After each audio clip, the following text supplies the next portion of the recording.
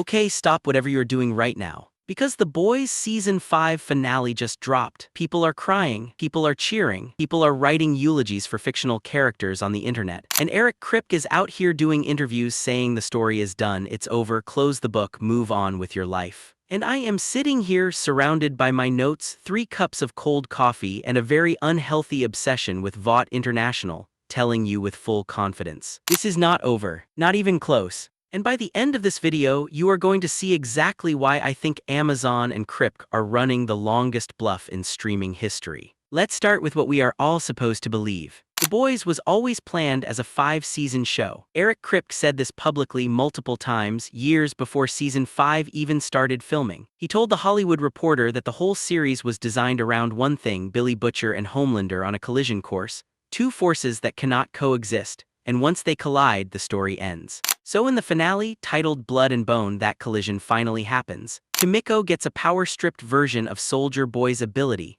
She hits Homelander with it in the Oval Office, strips him of his powers entirely, and then Butcher, who has been the revenge machine fueling this whole show for 5 years, beats Homelander to a pulp and kills him, for Becca. And then, in one of the most gut-punch moves the writers have pulled, Butcher himself dies, killed by Huey, his own protege, because Butcher was about to unleash a deadly virus that would have destroyed everything they fought for. So both the big names die, Homelander is gone, Butcher is gone, the finale wraps up most character arcs in a bow, renews his vows, Kimiko moves to Marseille, Huey and Annie are having a baby and working as street-level heroes. Clean, hopeful, complete. And Kripke told Collider, and I am paraphrasing here, that he ended on his own terms, that Amazon wanted more seasons but he refused, that this was always the plan. Noble, artistic, pure creative integrity. Except, here is what nobody is really digging into. Look at what is still standing when the credits roll on that finale. Vought International, the corporation at the center of everything, is completely intact. Stan Edgar, the original cold-blooded mastermind, is back in the chair. The shareholders are fine. The Compound V pipeline is fine. The machine that creates superheroes as consumer products is still running. Nothing about the corporate structure of Vought was dismantled.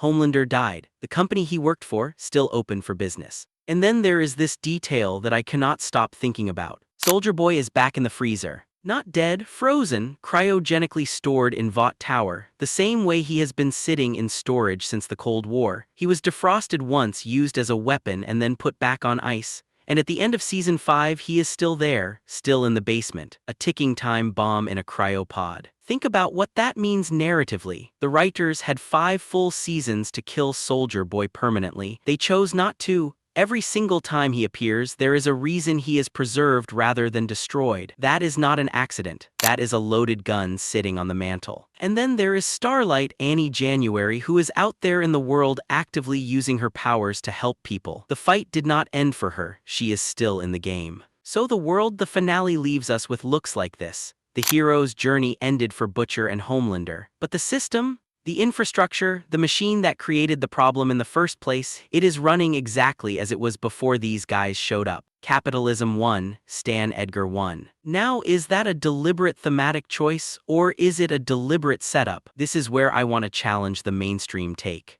Most people who notice these loose ends say the same thing. The unresolved threads are just world building for the spin-offs. Vought Rising, the upcoming prequel set in the 1950s, will explain the origins of Soldier Boy and early Vought. That is where the frozen Soldier Boy detail matters. It is not a Season 6 setup, it is just backstory for a different show. And okay, fine, that is a reasonable explanation on the surface. But here is the problem with that logic. Vought Rising is a prequel. It is set decades before the events of The Boys. It is going to show us how Vought became Vought, how Soldier Boy became Soldier Boy, how Stormfront started as Clara Vought. That is the past. It is not the present-day timeline where Vought is still fully operational with a frozen superweapon in its basement. The spin-off does not resolve those present-day threads, it just goes further into the past. And Kripke himself let something slip in an interview with TV Insider after the finale. He said, and again I am paraphrasing, that there is a really interesting map in the post-Homelander world, because Vought has been throwing sups out into the street. So now you have dozens of superpowered individuals loose in society without corporate structure controlling them. He called it interesting territory. That is not a guy closing a door. That is a guy leaving a window open and telling you to notice. He also said that senior writers from The Boys, Gen V, and Vought Rising are pitching ideas, and that some of them are good ones. His criteria: the idea has to be totally distinct, and it has to be a genuine passion project for the person running it. So the universe is actively being expanded. The present-day world is described as interesting territory. The corporate villains survived. The superweapon survived. And we are supposed to believe it ends here. Let me put on my corporate hat for a second and talk numbers, because this is where the argument gets almost uncomfortable to ignore. The Boys Season 4 was watched by 55 million people worldwide in its first 39 days. That was a 20% jump over Season 3. Season 5 just broke records again. According to Film, Season 5 already ranks among the 10 most-watched seasons of any Prime Video original ever, and it produced the largest 3-week ratings surge in the platform's history. Think about what that means in context. Amazon spent over $17 billion on video content in 2024 alone. The Boys is one of their flagship properties, named alongside Lord of the Rings and Reacher as a pillar of the platform. Amazon's subscriber projections for 2026 sit around 243 million people, and a meaningful chunk of those subscriptions are tied to people who want to watch The Boys. 45% of Prime Video subscribers in 2024 said exclusive originals like The Boys were the reason they subscribed at all. You do not just walk away from that. Studios do not walk away from that. Netflix did not walk away from Stranger Things. HBO did not walk away from Game of Thrones. Disney did not walk away from Star Wars even after critical backlash. Amazon let Kripke finish his story on his own terms. That part I fully believe. But letting Kripke close his chapter is not the same thing as Amazon closing the entire book on the present-day timeline. Kripke has already handed off creative leadership to others for the spin-offs. Other writers are pitching present-day stories. The infrastructure is in place. The writer's room has the knowledge. Amazon has the cash and the motivation. The only thing missing is an announcement. Here is my actual theory, the one that ties this all together. What if the hard no on Season 6 is deliberate misdirection? Think about the marketing calculus here. If Kripke says, as he has been saying, that Season 5 is absolutely the end, no Season 6, Butcher is dead, Homelander is dead, it is over, what does that do to the audience for the finale? It creates maximum emotional investment.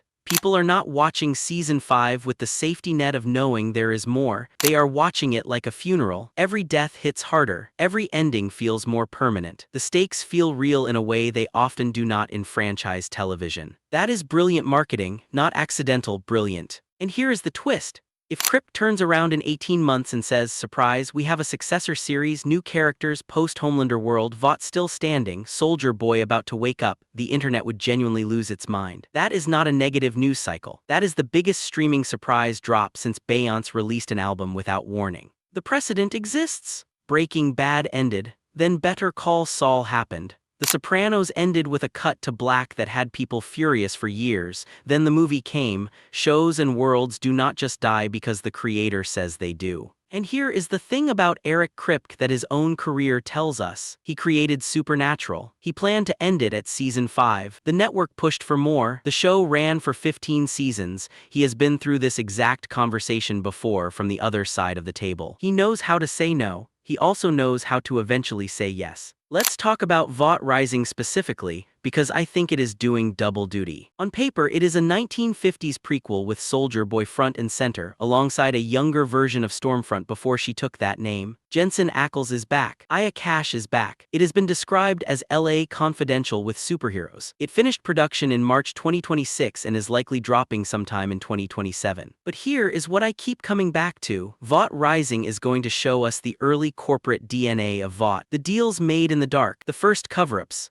the founding compromises that made Vought what it became, and Dr. Vogelbaum, the scientist who actually created Compound V, is a key character in that show. Why does that matter for the present-day timeline? Because if Vought Rising is a success, and given the brand equity of this franchise, it almost certainly will be, it reestablishes the Vought world in a big way. It brings in new audience members who maybe skipped The Boys. It builds a larger fan base, and that larger fan base is going to want to know what happens next in the world they just got introduced to. And then the present-day world, where Vought still exists, where there is a cryo-frozen super weapon in the building, where sups are being thrown into the streets, where Starlight is still active, starts looking less like a closed chapter and more like a stage that has been set. Jensen Ackles even went on record warning fans that Kripke loves to give you what you want in a way you do not expect it. That statement was about Vought Rising, but that line of thinking applies to the whole franchise. Let's be fair and steelman the other side. Kripke is not the only person who has said this is the end. Amazon itself has confirmed no season 6 is in production. Gen V was cancelled. The animated anthology Diabolical is not getting more seasons.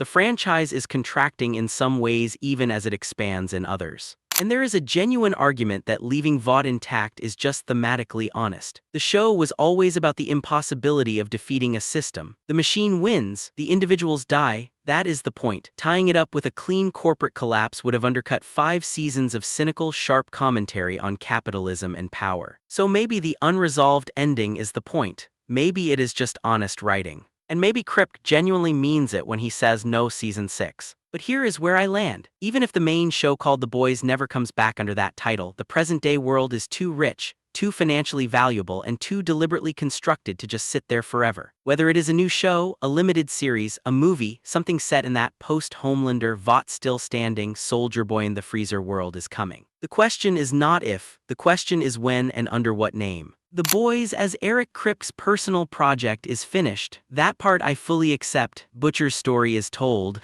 Homelander's story is told. The chapter that started in 2019 is closed. But Vought is open. Soldier Boy is on ice. And Amazon has $17 billion in content budget and a subscriber base that loves this world. If you genuinely believe that combination produces zero future content set in the present-day timeline of the Boys universe, I respect that take, but I am not buying it. The board is set, the pieces are in place, someone just needs to make the next move. And when they do, and they will, remember where you heard it first. If this video got your brain going, drop your theory in the comments. I want to know whether you think the ending was truly final, or whether you see the same open doors I do. Hit the subscribe button if you are the kind of person who likes going down these rabbit holes, because I am not stopping anytime soon.